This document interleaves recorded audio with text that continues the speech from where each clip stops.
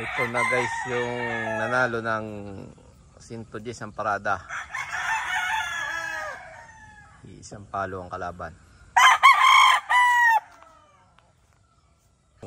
Ito naman yung ating napaitlog.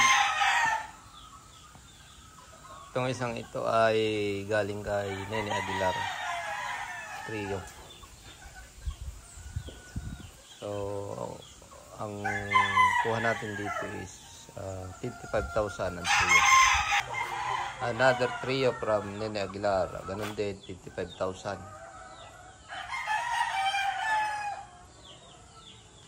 Ito naman ang Super Bullet from Nene Aguilar again. So, ganun din ang price niya na 55,000 ang kuha natin.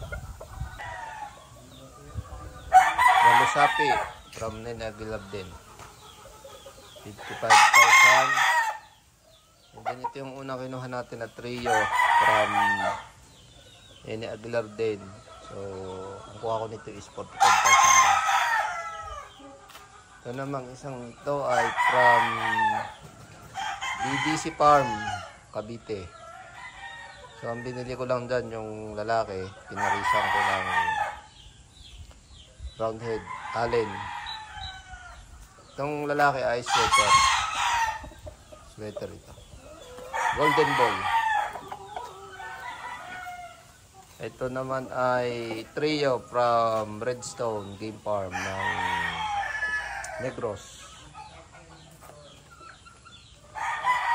So ang breed nito ay roundhead, allen roundhead. Ito namang isang ito ay Gilmore Hatch from Redstone Game Farm. Okay, at meron naman tayo dito Super Bullet from Nene Aguilar.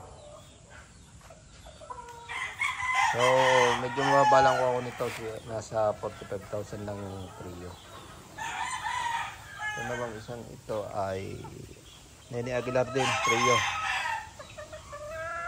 55,000.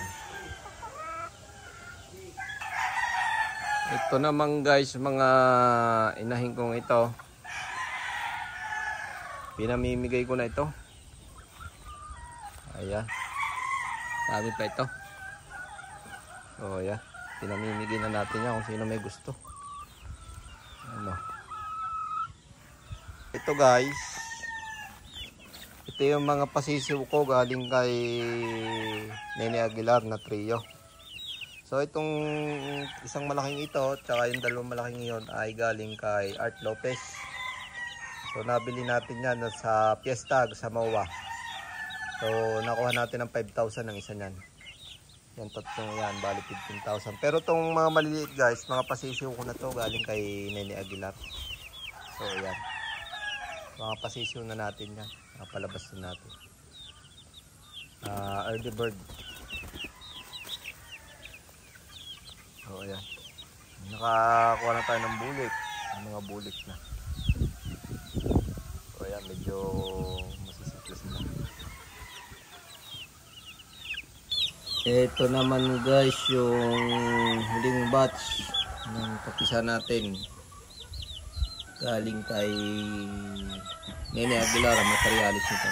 So ayan, meron tayong nakuha na 4 na tandang sa second batch. Ito naman guys yung papisa ko galing sa Samar. Lahi nito ay waray upay, waray bugas, waray sudan.